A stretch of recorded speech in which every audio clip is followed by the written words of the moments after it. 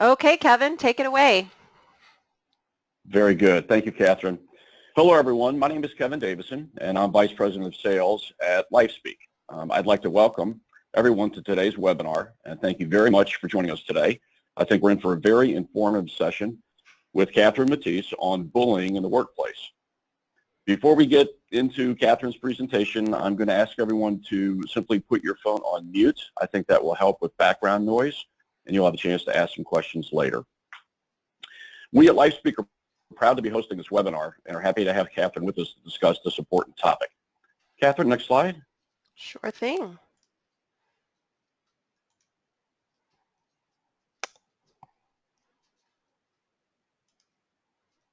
Those of you attending today who are not already familiar with LifeSpeak, I'd like to introduce you to our Total Wellbeing platform, which is comprised of over 1,000 expert-led video trainings, podcasts, tip sheets, and related well-being services. Our educational trainings, like the one you'll hear today from Catherine, are short, concise, streaming videos that range from 60 seconds to 8 minutes and are all delivered through our digital platform. Next slide, Catherine. LifeSpeak provides employees and their family members with support and tools that help them address life's issues, many of the issues that we deal with in both our personal and professional lives. The result is a more focused and resilient and connected workforce, which leads to improved productivity and overall well-being. And you can see on the slide, there's a wheel there that outlines all of the life and professional topic areas that we do address. One more slide, Catherine.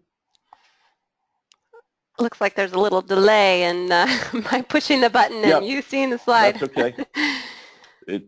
It's working. We're getting there. LifeSpeak services can be easily integrated into an existing wellness program, or our platform can be used as, can serve as the platform for an employee well-being program. As you can see on the slide, we're currently providing service to over 500 employer and government clients and over 15 million lives in the U.S., Canada, and abroad. After today's session with Catherine, I'll provide additional information in case you'd like to contact either Catherine or LifeSpeak. But for now, I'm very pleased to introduce Catherine Mattice. One more slide, Catherine, and then it's all yours. All right. Catherine Mattice is president of consulting and training firm Civility Partners and has been successfully providing programs in workplace bullying and building positive workforces since 2007. Her clients include private and public employers, universities, hospitals, government agencies, nonprofits, and other types of organizations, large and small. She's been published in a variety of trade magazines and has appeared on major news outlets, including NPR, Fox, NBC, ABC, USA Today, Psychology Today, and Bloomberg. She's the author of Back Off, Your Kick-Ass Guide to Ending Bullying at Work. I love that title, by the way, Catherine. Thank you.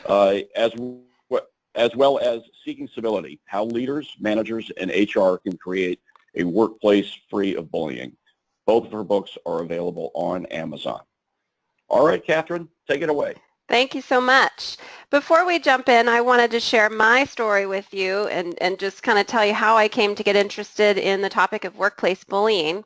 So I was the director of human resources for an organization here in San Diego where I live and found myself working with a bully essentially. And this guy was really an uber excessive micromanager. So he really micromanaged everyone, whether you reported to him or not.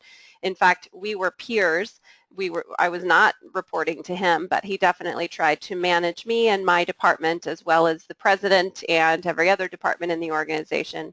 He yelled a lot. He made interactions uncomfortable. He was just really hard to work with. And over time, it really took a toll on me to have to deal with this person. So I personally felt sort of attacked by him, and that takes a lot of effort and emotion to have to interact with somebody like that. And beyond that, as the director of HR, I dealt with all the organizational problems that he created. So for example, definitely a lot of turnover in his department. And so, you know, I'm the one who has to hire new people in, then they leave, and then I have to hire new people in. And so that was frustrating as well, to have to spend so much time dealing with the problems that he created. And I would definitely talk to the president of the organization a lot about this person's behavior, and the president always brushed it off, and he would just say, well, that's just how he is. I don't know why it bothers you, or, be the bigger person. And I kind of always felt insulted by that. Like, why do I have to be the bigger person? Why can't you just talk to him? And so anyway, during all of that time, I started getting my master's degree, and I had a class called The Dark Side of Communication in grad school, and of course we had to write a paper on something dark, and so I decided to write a paper on something related to what was happening at work, and it was during research for that paper that I came across the phrase workplace bullying, and have been obsessed ever since. It turns out there's 30 years of academic research from around the world. Most of it comes from places like Sweden and Denmark. A lot of Europe countries have really been looking at this for a long time. But other countries have, certainly participated in the research. And, I'm in America. America is pretty far behind in workplace bullying laws. Canada has a few states that or provinces where workplace bullying is illegal. Other countries like Australia, Ireland, Sweden, they all have laws specifically against workplace bullying. So we're pretty far behind. So anyway, I've been obsessed with workplace bullying ever since that paper way back when. And of course, I've written these 2 books, and I have a consulting business that's really focused on helping organizations create a positive work environment. So from that, just to a reminder in terms of increasing your viewing experience here today, I know with webinars, it's easy to feel like I'm going to watch a webinar and check my email and have a meeting with my staff while the webinar is going on. But I am going to pack this webinar full of a ton of information. So I hope you'll turn everything off in the background, close your door, and just give yourself this time to learn. Also, I will definitely try to be interactive. So if you have a question as I'm talking, feel free to type it into the chat box, and I will be able to read it out to the audience and answer it right then and there. So please feel free to do that along the way. Also, I'll be asking for your thoughts and opinions along the way as well. So in order to participate in those conversations, I need to have your full attention. So we're going to cover essentially what bullying is, so we're all on the same page, and then we'll talk about the difference between harassment and bullying, and then we'll talk through 10 steps to solve bullying, and in talking through those 10 steps, you'll get information about correcting bullying behavior right now, as well as setting your organization up for not having bullying in the future or creating a positive work environment. So let's jump in. What is workplace bullying? So I'm going to take a second to ask you all to type in your answers. What do you think workplace bullying is? And I'll read out the answers I see in the chat box there. What is workplace bullying? What do you think?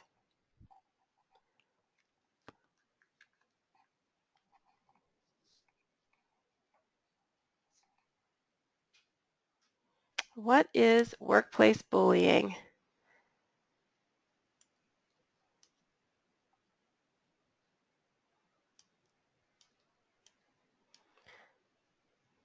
Let's see, what are people saying? Belittling others? Any other answers? Pushover behavior, speaking to colleagues in a disruptful tone, unkind words, disrespect, using authority to overstep, not appreciating employees for their efforts, it's stressful and demotivating. All right, these are all definitely good answers. Okay, well let's talk about this more. So there are a lot of definitions online that talk about what workplace bullying is. No matter what definition you read about workplace bullying, you'll always find that there are certain factors inside each definition. So let's talk about those factors. The first factor is that bullying is repeated. So we're talking about ongoing behavior that happens often enough that it makes someone feel some psychological damage happening, so it's behavior that's going on. Researchers who look at workplace bullying have to quantify things, and researchers like to say that bullying happens about once a week for a period of 6 months, and that's a way just to quantify it. That doesn't mean if it's only happening every other week, it doesn't count, or if it's not 6 months, it doesn't count. But it is repeated, and this is important because we want to make sure we're not talking about a one-time situation where John was upset, he yelled, and then everyone got past it. That's maybe some unprofessionalism, but it's not workplace bullying. So bullying is repeated, ongoing, pervasive kind of behavior.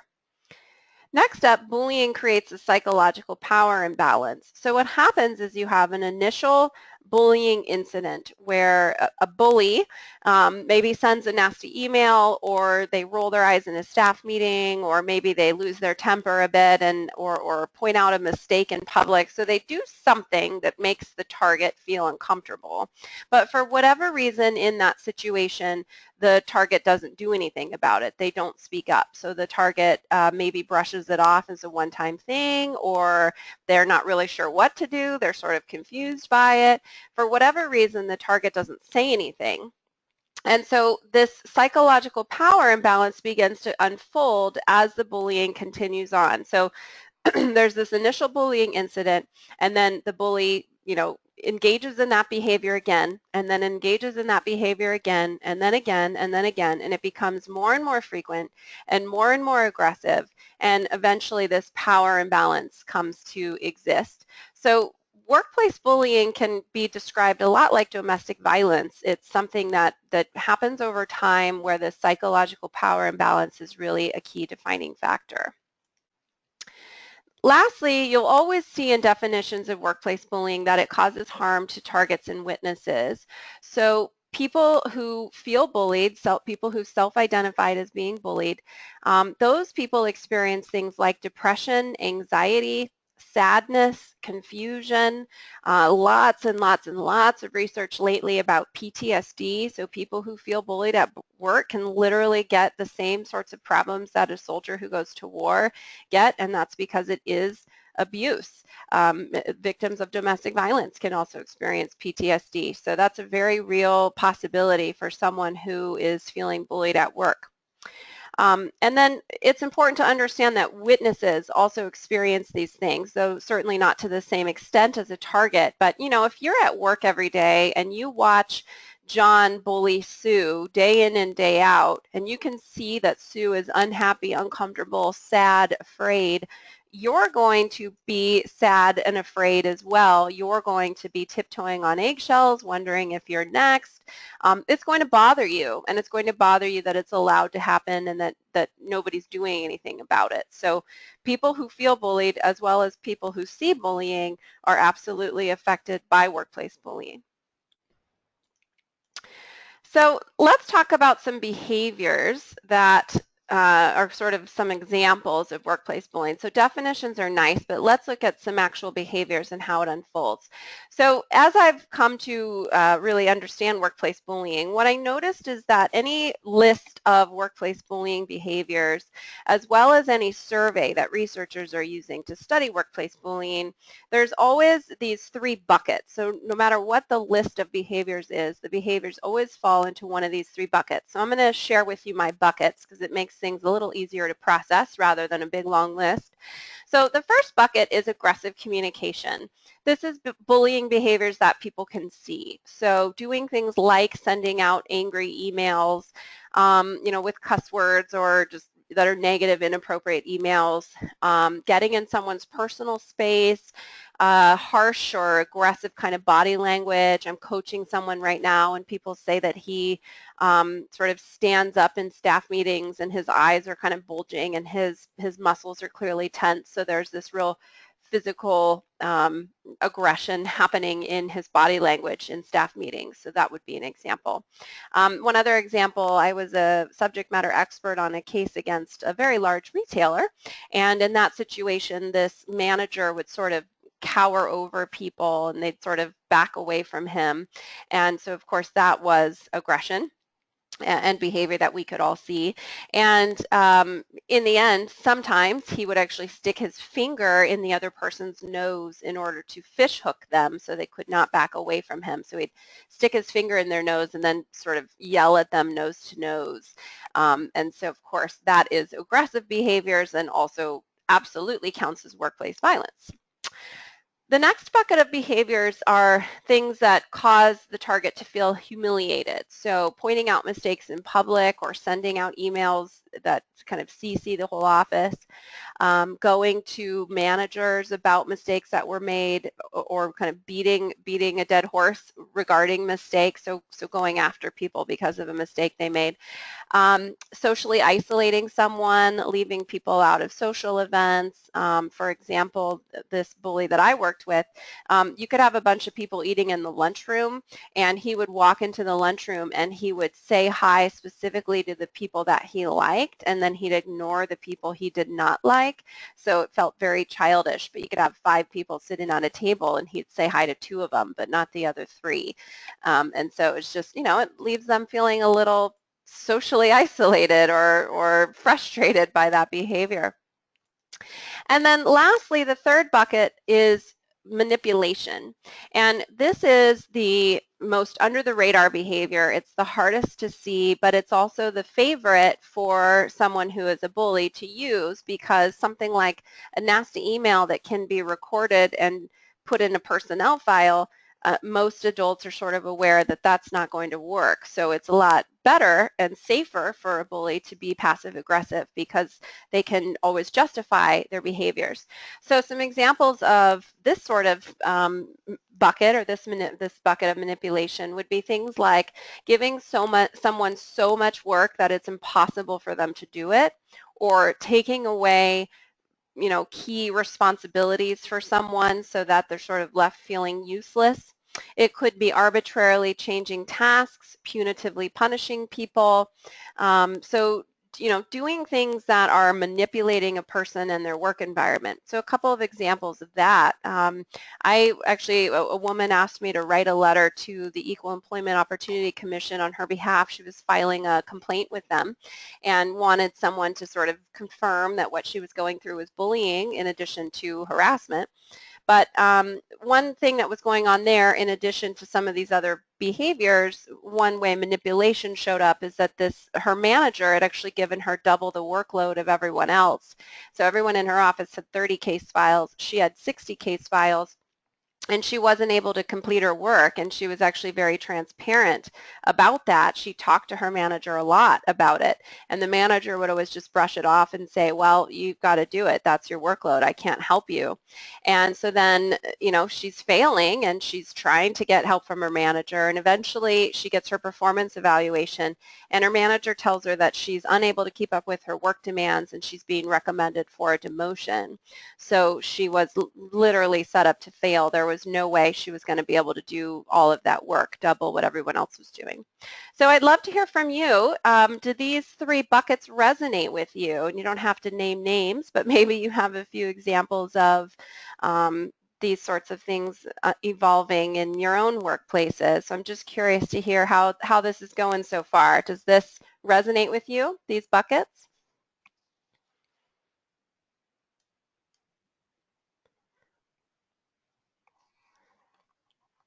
All right, Michelle says yes. I see another yes. Anybody have anything to add?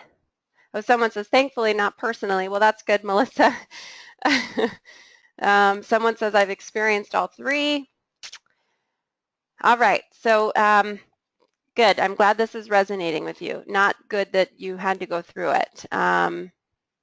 Yes, not being looked at during the daily huddle, day in and day out. Yep, that would be an example of that sort of social isolation. Maureen says this really resonates with her as well. All right, perfect. So let's move on then. So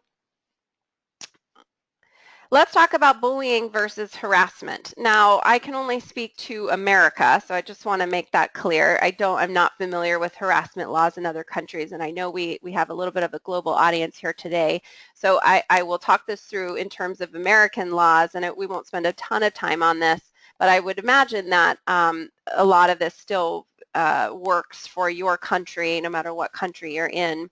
So first off, I want to make it clear that bullying and harassment are actually the same exact behaviors.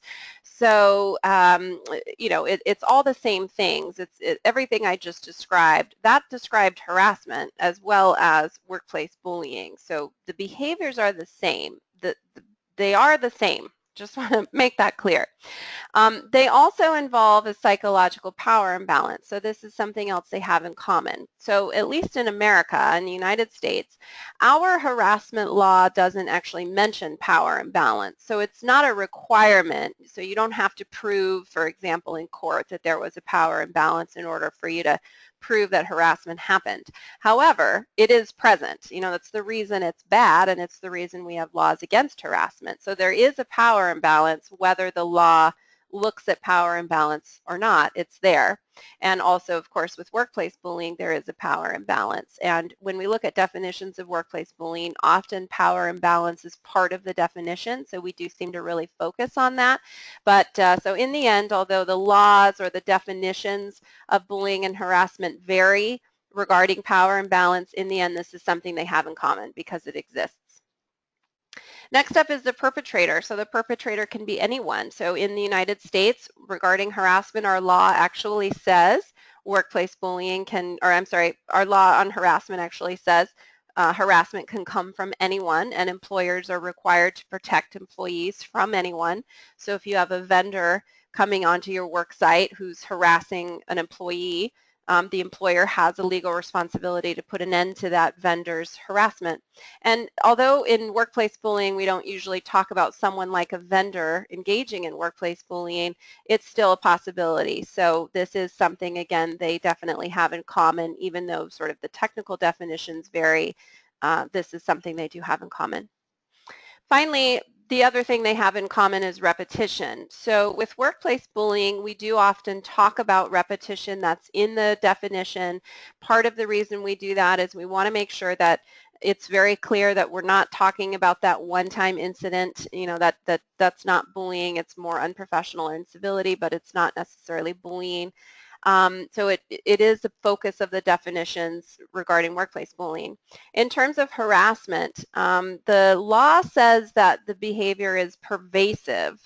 So that's not the same as repetition, but I think relatively it is the same. So in terms of harassment, the law actually says it only has to happen once for it to be harassment, but I'm positive no attorney is going to take a one-time case unless it's something so egregious that it really makes a difference. So for example, being raped at work counts as sexual harassment and it counts as assault, right? It's illegal rape.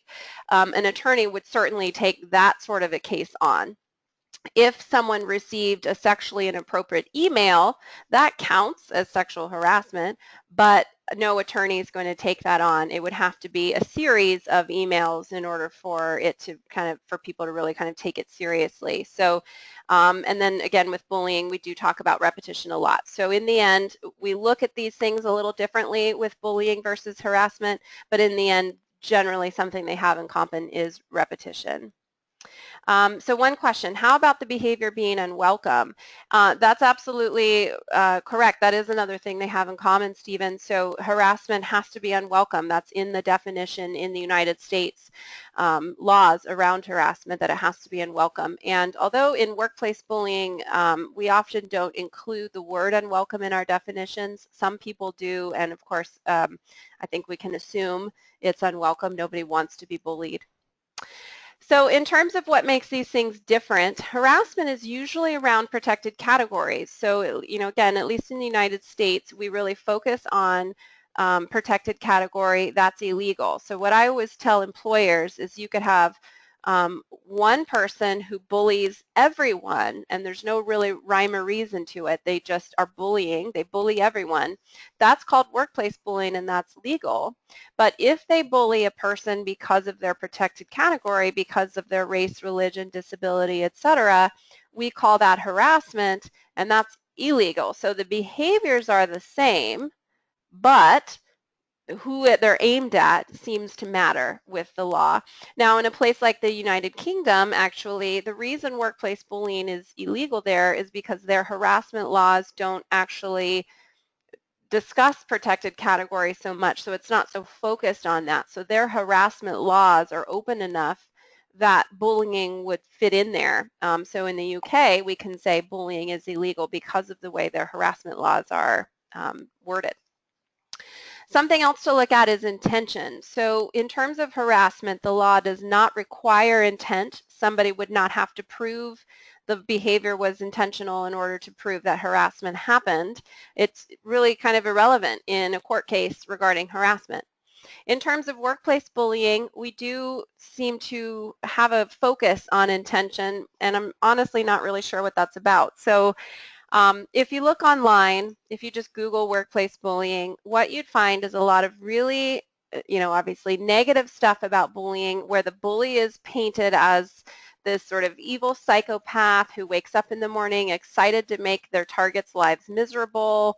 And although it can feel like that if you're being bullied, and I certainly understand that, that's not actually what's going on. So what's online about workplace bullying actually paints a very unfair picture of bullies. People who bully are not intentional. They honestly really just have a serious lack in social and emotional intelligence. They don't read facial expressions. They can't see when they're yelling that the person on the other side of that is, that their face is probably changing. They feel like they're holding people accountable to hard work. They don't realize that what they're really doing is sending people home crying.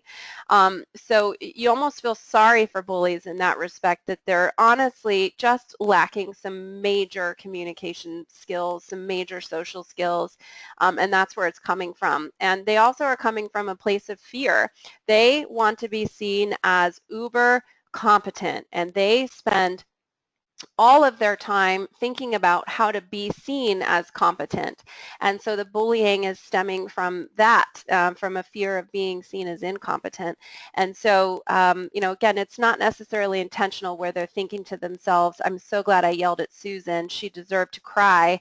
I hope she goes home and cries her eyes out. That's not what it is. It's more of, gosh, Susan's not holding up her end of the bargain. She's not working hard in my eyes, and I'm angry about that, and I'm frustrated about that, and so I'm going after her. So you almost feel sorry for people who bully. And then lastly on this slide is just to talk about the harm. So when we talk about harassment, we don't talk about harm necessarily. So if a person was harassed at work in their court case, they would not have to prove that they were harmed unless they're seeking damages. But they don't have to prove harm happened in order to prove that harassment happened. However, with workplace bullying, we do seem to really focus on the harm that was caused, and that's a big focus of the conversation around workplace bullying. So I actually used to give a presentation with an employment law attorney around the whole bullying versus harassment thing, and she had a theory that way back when in the 70s in the United States, when we were really focused on harassment, there was a focus on harm because that's how you got people to care about it. But now that it's illegal, we don't necessarily need to talk about that anymore. And now we're just kind of focused on whether or not it happened and can the employer be sued. Versus workplace bullying, we're starting from scratch here. It's still a new conversation, so we still have to remind people it's harmful. So let's talk about the fact that workplace bullying is social. So bullying doesn't happen in a vacuum, and of course the bully plays a role in the bullying, and as I mentioned, what bullies bring to the table is that they really lack social and emotional intelligence, and they really lack communication skills. They really want to be seen as competent. They lack the ability to manage their stress well, so there's a lot of kind of personality characteristics happening there. They've ultimately learned that bullying people gets their needs met, and that's why they bully. Now, targets on the other side, I'm certainly not going to blame targets at all. Nobody deserves to be targeted. Nobody deserves to be bullied at work. However, bullies go after people that aren't standing up for themselves. So targets are not necessarily standing up for themselves. They're not pushing back, and so bullies realize that they sort of have a green light to act this way. And I just hear so many stories from bullies themselves who, of course, don't identify themselves as bullies, but I've been brought in to coach their abrasive management styles, where, in their mind, this person, again, is they believe this person's incompetent, or they're not holding up their end of the bargain, they're not holding themselves accountable, and so the bully kind of sees this as a reason to bully. But the target, if they're pushing back, definitely bullies respect that and will leave people alone who are pushing back. So their relationship is one of power imbalance, and the organizational members play a role in this as well. So a lot of my colleagues talk about workplace bullying, bystanders, or witnesses, and I don't like either of those words because they're pretty passive words. So I could be a bystander at a car accident. I could be standing on the sidewalk and witness it happen, but there's nothing I can do because it's a car accident. But in the world of workplace bullying, I'm at work, these are people interactions, and I have the ability to speak up. I have the ability to step in and help the target get through it. I have the ability to step in and talk to management about it, but of course most people choose not to step in, and that makes them a reinforcer. It's a conscious choice not to step in, and therefore they're reinforcing the problem. So by not stepping in, by reinforcing the problem, they're supporting the bullying and damaging the target. On the flip side, the organization itself plays a role in this, so the organizational context matters. So there is a lot of research on what might cause workplace bullying or allow it to thrive, or the antecedents of workplace bullying. Some of those things include bureaucracy, high competition, when there's lots of change, when hierarchy really matters, when you have a lot of employees who've worked somewhere for a long time, when you have a lot of kind of divide between workers like cliques, so cliques have been allowed to happen, or departments are siloed, when you have a lot of ambiguity, so when people don't fully understand what their job roles are, when you have, unhappy employees, dissatisfied employees. So there's a lot of things the organization itself is doing or not doing that's allowing bullying to thrive. And of course, that in turn is supporting the bully and damaging the target. And meanwhile, the bully is damaging the organization itself and the people within it. So I'm just curious, does this kind of resonate with you, this idea that bullying is a social phenomenon, and we are really focused on the bully, but that's not the only problem. And actually, it's the organization that should be the main focus of the conversation. Bullies are simply operating inside of a context that the organization set up for them. So I'm just curious how you're feeling so far about this whole thing, that bullying is social.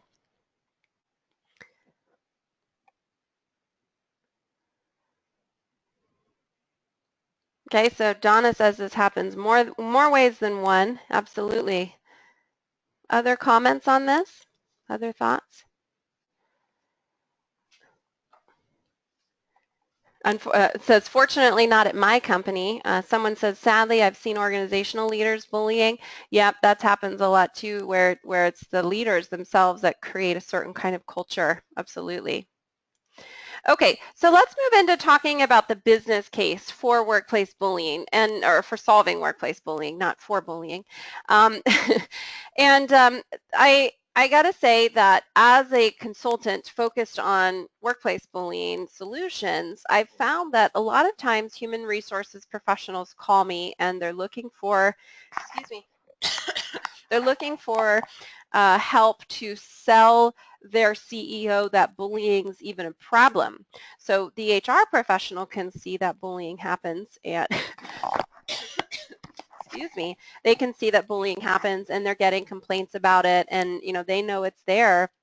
And when they try to talk to the C-suite about solving it, the C-suite's not really interested in it. The C-suite is looking at the dashboard and saying, well, we're working just fine, we're meeting our goals, let's not spend time or money on it. Why would we do that, without realizing how damaging it is? So I like this picture of the chimney, because this is kind of how bullying causes damage. So if you were just down below, kind of looking up at this house from the street, you'd never really notice this chimney and how damaged it is. But what's going to happen if the chimney is never addressed? Eventually it's going to fall, and it may fall off the roof, or it may fall, sort of crumble down onto the roof, perhaps even fall through the roof.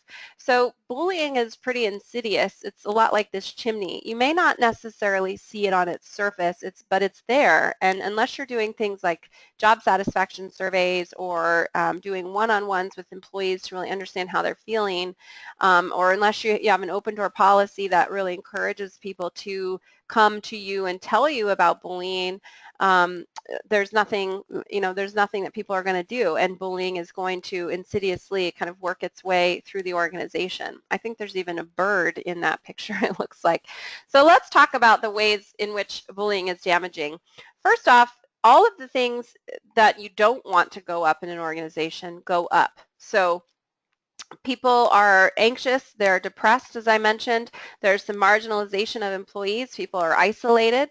People become detached from the work that they're supposed to be doing and your clients. They're not calling or not coming to work. They're calling in sick. In fact, one research study found that people who feel bullied call in sick 10 more days a year than people who don't feel bullied. People leave. People are wasting time on this. Another factoid for you, the Canadian Safety Council actually found that people who feel bullied spend 52% of their day talking about it instead of working. And who are they talking about it with? Other employees. So more than half the day is wasted sort of focused on the fact that these people feel bullied. I know in my own situation, I spend a lot of time sort of venting in an office down the hall. So another director, I would talk to her all the time about the way I felt. And the longer I worked there, the longer I spent in this woman's office.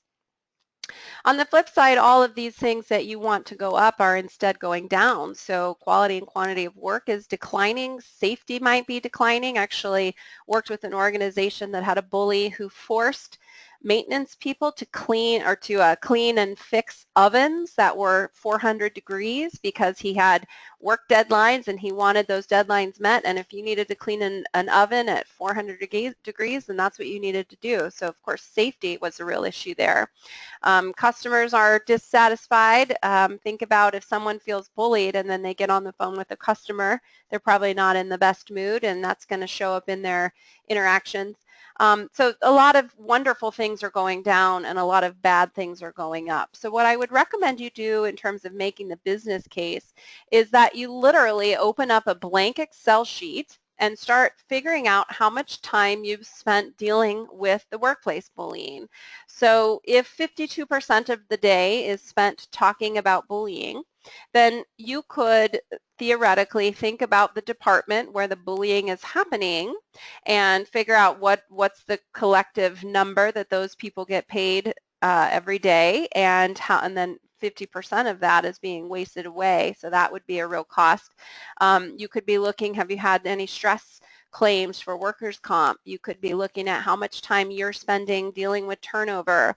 So I would absolutely recommend opening up a blank Excel sheet and just literally start brainstorming, where do you see time and money spent on the workplace bullying, and see if you can make a business case for solving it. Something else is that a lot of times bullies are seen as really high performers, and they're not, because they're actually hurting the organization. So an easy example of that is if you have a salesperson who's bringing in 100 grand a year, and this person's your top salesperson, but they're costing 50 grand in bullying, then they're actually only bringing in 50 grand, and that may bring them down into the lower levels of your salespeople. So they're no longer your top performer because you have to subtract their costs from what they're bringing in.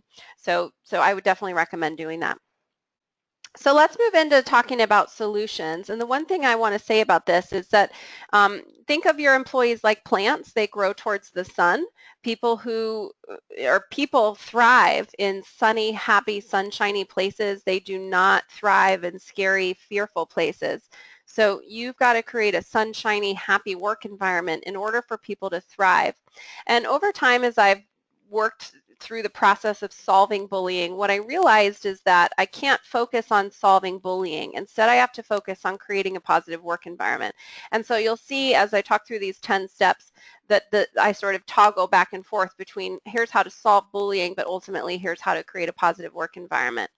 And it's important to do that because civility is absolutely connected to your bottom line. If you have a civil and safe workplace, then you have people who are communicating with each other and building strong relationships. And when people feel civil and they have good relationships, then they're making better decisions, they're more innovative, they're learning from each other, and therefore they're engaged and motivated because they're able to have all of these things that engagement is all about. And therefore they're coming to work and they're producing happening while they're there, and they're meeting your goals, and therefore there's bottom line results. So I don't care what employee engagement book you're reading and following and creating a model around. If you don't have a positive work environment as the first step of that, then it doesn't matter what you do. It doesn't matter what kinds of rewards you offer or options for personal growth or training opportunities or promotional opportunities, all of those things that supposedly build engagement. If you don't start with civility and a positive work environment, the rest of it is irrelevant. It doesn't matter. It'll be a waste of time.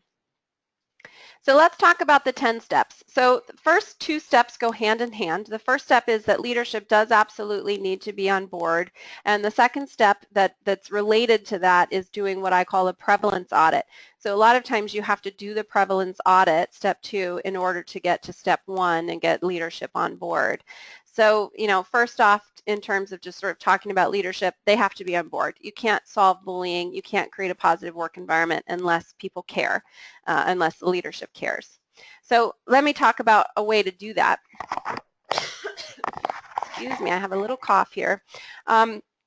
So I'll give you an example of this by sharing a story with you. So I had an organization who contacted me where they were a manufacturing plant and they had very low turnover. They were kind of out in the middle of nowhere, and so people would go to high school, they'd get a job at this manufacturing plant, and then there wasn't really anywhere else to go, so this is where they worked. So they had low turnover as a result of that. And everyone loved the CEO. He was a great guy. People described him as a big teddy bear. He was cheerful, kind of Santa Claus kind of a guy. So people really, in the end, did like working there. However, the HR professional who worked there called me because there was a bullying problem with the director of operations, and he knew about it, but he could not convince the CEO that it was a problem. So this, of course, this director of operations never bullied the CEO. So when the HR professional would say, there's this guy's bullying, the CEO's like, I don't understand. He's a great guy. What do you mean? So what we decided to do is we were able to convince the CEO to spend a little bit of money on just a prevalence audit. So it was a simple process. It didn't take up a lot of time. It was cheap. And basically the HR professional went to the CEO and said, look, I think there's bullying. I hear about it. I'm telling you it's there. You don't believe me. Let's do this audit. And if it's not there, then I'll drop it and you'll never hear about it again. But if it is there, wouldn't that be nice to know? And then we can solve it. So the CEO said, okay, fine, let's do it. And so here's the key to doing a prevalence audit. So here's what you should write down if you're going to go and repeat this process. Whatever bullying behaviors you hear about, those are the behaviors you're going to ask about, but you're not going to ask about them in context of bullying. So just to give you an example, one of the things this director of operations did was bottleneck information. That was one of his bullying tactics. So he, as the director, knew a lot of stuff about a lot of things, and he never shared it. So instead, he would tell his employees, one fraction of everything there was to know about a topic, because in his mind, they didn't need to know it. So he's thinking, you only need 25% of the information, and so that's all I'm going to give you, without realizing that of course, hurts trust. And people do, management 101, people do need to understand the big picture. And so that was really hurtful for his relationships, and one of the reasons people felt bullied. And so the question I asked in doing my prevalence audit was simply, do you get the information you need to do your job well? Do you get the information you need to do your job well? And naturally, people are going to say, no, this guy withholds it from me. So I never went in and said, do you think the director of operations is a bully, and tell me all about it. It was simply, and we called it a communication audit, and we simply took in the bullying behaviors and then asked questions about it in a way that was not stressful, that this guy didn't even know that we were there kind of asking about him. And so we were able to prove to the CEO that bullying was really happening. And actually, one thing I discovered was that about half of the workforce was considering leaving.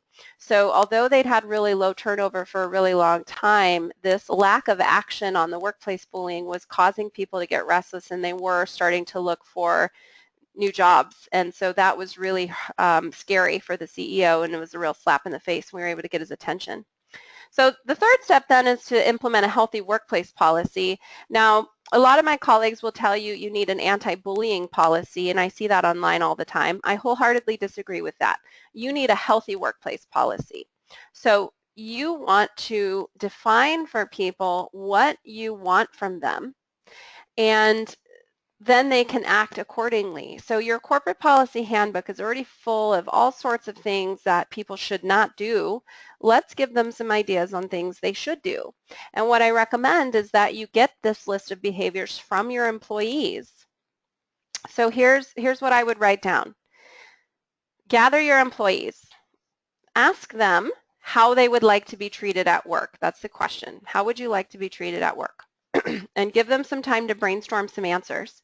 And then you'll collect those answers. You'll collect them publicly so that everybody can see that they all agree, and they will. All the groups will say the same things. They'll all say they want to have fun at work, that they want to be appreciated, that they want constructive feedback, that they want that often. You know, they'll all say the same things. And then you can collect that information. You'll find the commonalities in those lists, and then you put that list in your healthy workplace policy. So that's how you do that. So what do you think? Is that something you feel like you could do? How are we doing so far? Just want to check in with you on these steps so far.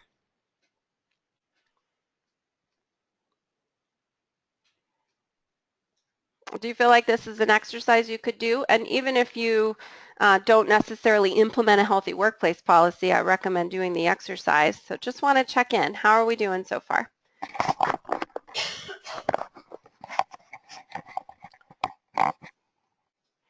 All right, someone says, I love providing what you should do instead of what you shouldn't do. Someone says, great ideas, not in our current state. Uh-oh. So will you talk to me, Michelle? You said you couldn't do this exercise in your current state, but you like the idea. I'm just curious to understand that a little bit more.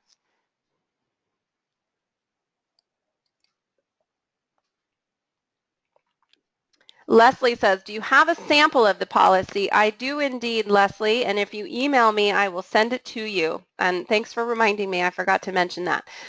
Yes, and you'll have my contact information at the end if you didn't catch it at the beginning, and I can absolutely send you a sample of that policy. Gabriella says, we have a culture statement that looks and feels like your healthy workplace policy. Great, that's perfect. And actually, Gabriella, I'm going to talk next about a social vision, which is probably exactly what you have there. So I'm happy about that. I'm happy to hear you're doing that.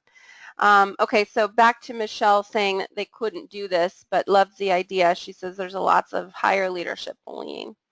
You know what, Michelle, and I hate to give this advice out, I use it sparingly, but if your entire leadership team is bullying and that's the culture they've created, it's not going to change unless the leadership changes. And I honestly would recommend perhaps looking for a new job. And again, I use that advice sparingly. I know that's a life-changing piece of advice, but you know, if it's not going to change, there's absolutely no reason for you to be there suffering. Oh, good. She says, I'm working on it. Perfect. Okay. Let's see, Meredith. Do people who have been bullied typically feel free to answer the question on how they want to be treated? Yes, Meredith, so that's a good question. So here's what I've noticed when I do this with clients. So I get called in to do, you know, a training on bullying, and ultimately it's really only 20% about bullying and 80% about building a positive work environment. And I do this exercise when I do the training as part of that.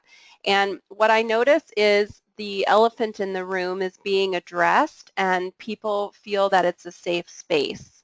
So and I can, you know, I can only speak for myself. Perhaps they feel it's a safe space because I'm an outsider. I don't know, but I have personally experienced the vibe in the room change over the course of my training as people realize, okay, my business or my company cares about this because they've paid someone to be here, you know, and we're here talking about it, and they develop some hope for change because I'm there and because we're doing this, and because then the leader, you know, after my training's over, the leader gets in front of the room and says, you know, we're going to use this list for a policy, and so there is a sense of relief. So absolutely, people who feel bullied are often actually the most verbal in those trainings because they do feel it's a safe space. So it's a great way to help alleviate some stress just to even have that conversation. Okay, so step 4 is to create a social vision or a culture statement, as Gabriella calls it. So let's talk about that. So first off, you have a vision statement. It's probably on your website, and it's all about what your organization is supposed to accomplish. So if your organization's feeding homeless people in your community, your vision statement's probably something around ending homelessness and hunger in your community. Visions are meant to be a little bit out there. They're meant to be almost unable to accomplish. So ending homelessness and hunger in a community is a tall order. Probably will never happen, but that's okay because year after year, you create goals to get closer and closer and closer to that goal. So a vision statement drives your everything you do. So what I would recommend is having a social vision or a culture statement that is really focused on what you want your culture to be. So if you're going to change your culture, you have to decide what's the end goal here. How do you want the culture to look? And then you can create an action plan around how you want that to look. So let's kind of go through the process here. So here's an example of a social vision. And this is Method. They're here in the United States. They're based in San Francisco, and they're in a Target is kind of their big market. And they have these cleaning products that supposedly do not use bleach and all of this stuff. So they're kind of green cleaning product, and their packaging is all very interesting looking. And in fact, Target copies them, so I think that's a compliment to them. Target's own kind of Target brand soap looks a lot like Method's. And Method's social vision is weirdliness is next to godliness. And what that means is they want everybody to be weird. And in fact, it's so part of their culture that they ask about it in interviews. One of their interview questions is, how would you keep Method weird? And their core values even read kind of weird. So for example, one of their core values where most people would say be innovative or be resourceful, which are kind of boring words, their core value for that same topic is what would MacGyver do? And if you don't know, MacGyver was on in the 80s, and he was a guy that he was like a former FBI agent or something, but he always found himself in some sort of conundrum, and he might be trapped in a well or locked in a cage because he was captured. And, you give him a piece of gum and a shoestring, and he could build a bomb and bust his way out of any situation. And so he was certainly very resourceful, and that was what was kind of what was funny about MacGyver. So in the interest of being weird, their core value is what would MacGyver do. So even their core values speak to that weirdness. And the way their office is decorated speaks to that weirdness. So the point is that they want everyone to be comfortable in their own skin because they realize that the only way people can be innovative is if they're comfortable in their own skin. And so that's an example of a social vision. So let me give you another example that might fit a little more better with you. We can't all have social visions like that one. So I worked with an organization whose mission or vision was to help people with disabilities thrive, and they realized in having a workplace bullying problem that they're inside their own organization, they were not thriving. So their employees weren't thriving. How could they help the community thrive if their employees weren't thriving? So their social vision, after some work, we decided upon Thrive. That was their social vision. And so they created their social vision by putting together a committee, and the committee was made up of 8 people that were from all throughout the organization. They weren't just at the top. And they came up with some ideas, and this is essentially a marketing statement, right? And then they got votes on it, and they involved the whole organization, and ultimately they settled on Thrive.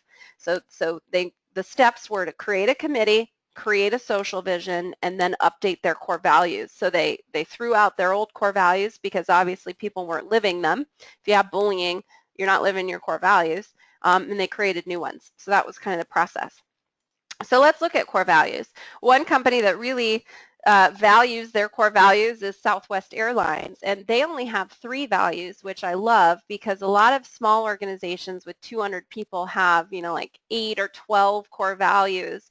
Southwest has a lot of employees and they only have 3, and everything boils down to these 3: warrior spirit, servant's heart, and fun-loving attitude. So if you look at those core values, Southwest does really strive to live those values, and they would really keep bullying out, because if you're a bully at Southwest Airlines, you're clearly not displaying a servant's heart and you're not displaying a fun-loving attitude, and you're hindering other people's abilities to live those core values. So by having really strong core values, that's a way to keep the bullying at bay, because you can hold people accountable to your core values.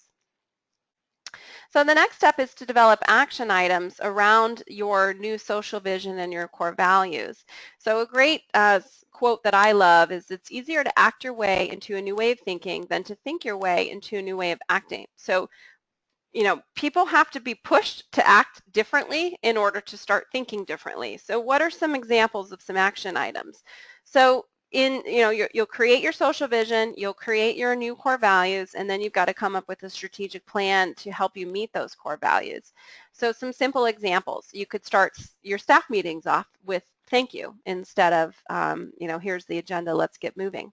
You could create some sort of personal pledge and ask people to sign the personal pledge for exhibiting positive behaviors. You could start holding open discussions, and this is actually one of my favorite ones. Start requiring managers to hold open discussions about different positive behaviors. So constructive feedback, professionalism, diversity, communication, humor at work, whatever it is. You can come up with a long list of topics that your managers could talk about, so that every staff meeting becomes maybe a 10-minute conversation is on the agenda around positive work behaviors.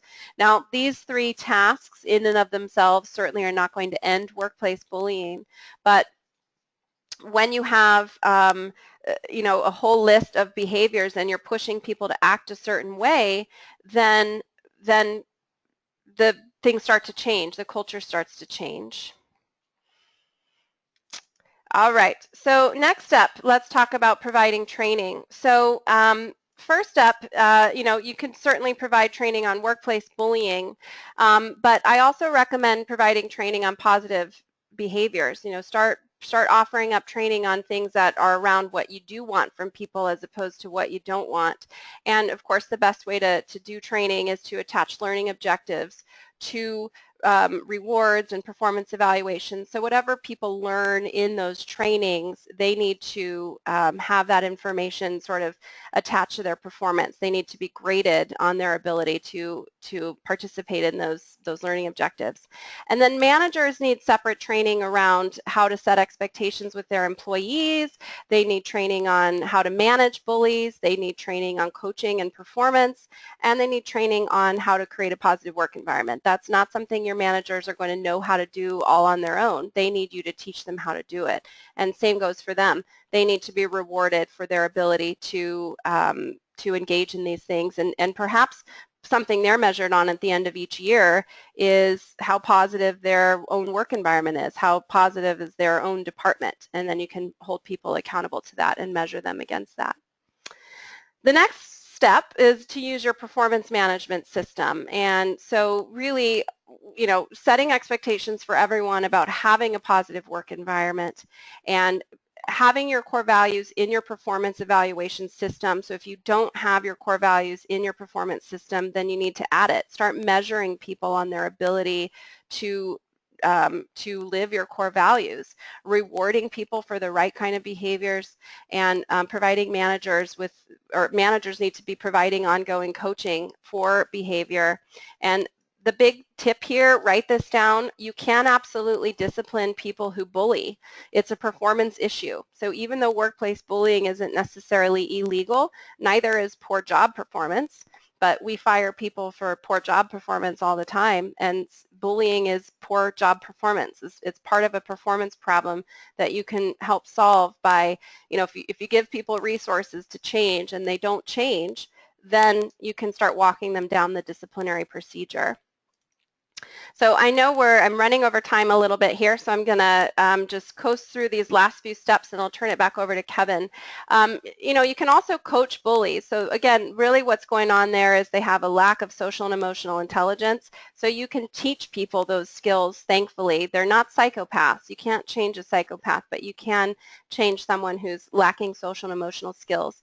So, use your 360-degree reviews to help people understand how they're perceived and then teach them the right behavior. Simple as that, just like you would teach somebody any other sort of performance problem that needs to be addressed. Same process applies. Same process applies. Step 9, use your grievances. Let people know that you're open to complaints, and just like any other grievance procedure, you would go through a disciplinary process if you need to. If someone came to you and said, I'm being sexually harassed or I'm being discriminated against, you would do an investigation and you would solve that immediately, and you need to do the same with workplace bullying. So use that grievance procedure. And then the last step is simply to lather, rinse, and repeat. So what needs to happen is as you're implementing your positive work environment, you're going to find out what's working, what's not working. So you'll try things out, measure if you can, and then revise. So it's okay. It's going to be a process, and I know that you can do it. So with that, Kevin, I'll turn it back over to you and let you kind of finish up the presentation here. Let me move it to our contact information here. There we go. Very All good. right. Thank you. Yeah. Terrific. Thank you, Catherine. Incredibly valuable information, I think, and I hope that everyone that joined us today got something from Catherine's talk. I think that obviously there are many challenges that a lot of us face in our organizations, and if you're facing this challenge of workplace bullying, I think this information can be incredibly valuable to help you address it, and if need be, share it with executives in your company. So I want to thank everybody for joining us today. This last slide just shows you where you can reach us. So there's information there, contact information for Catherine. You can reach her via email at catherine@civilitypartners.com or by calling her at 619-454-4489.